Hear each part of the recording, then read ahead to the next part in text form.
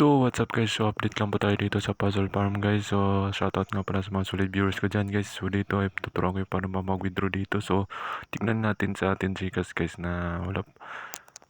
So, yun guys, meron tayong 17 pesos dito. So, try natin i-withdraw dito guys. Napakaganda dito sa Puzzle Farm guys dahil madali lang po tayo makaipon ng points dito. So, direct po nga po to sa Gcash. So, submitted successfully.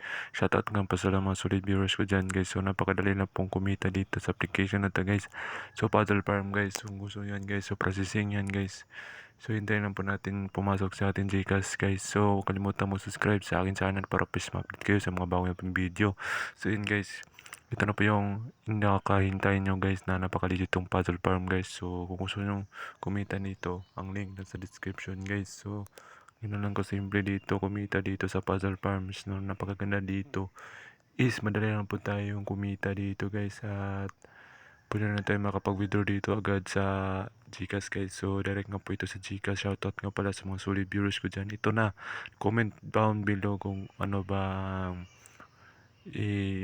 ano suggestions inyo paano ba mag-withdraw dito. So, ito na guys. Update ko lang po kayo dito sa Puzzle Farm guys. So, tingnan natin sa ating Gcash kung na-receive ba.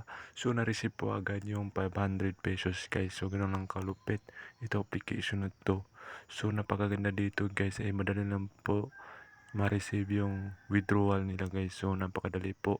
So, na-receive ko na po agad yung 500 pesos dito. Sa mga gusto pa po, yung link na series sa description guys. At ito, Kapira TV guys. Huwag kalimutan mag-subscribe sa akin channel para please ma-update kayo sa mga bagong upload kong video. So yan guys, na-upload po ko ng mga video dito guys.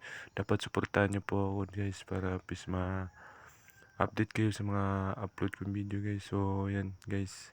So madami pong in-upload dito guys, mga earning apps.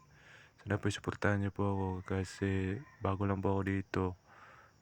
Gusto kong maging YouTuber guys. So yan guys, like and share itong video nito guys para marami pong makakita nito na napakaligit itong Puzzle Farm. So kung gusto nyong link, ang nasa description nga po ang link guys. So yan guys, ganun lang kasimple kumita dito sa Puzzle Farm.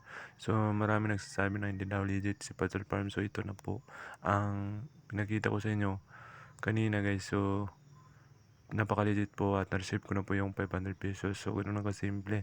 So, paki-like and share itong video na to guys. At comment lang po kung ano ba ang mga komento nyo dito sa Puzzle Farm.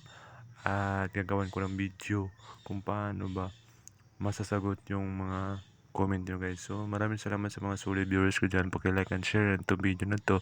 Dahil dito na natatapos ang ating video. So, maraming salamat po sa panonood.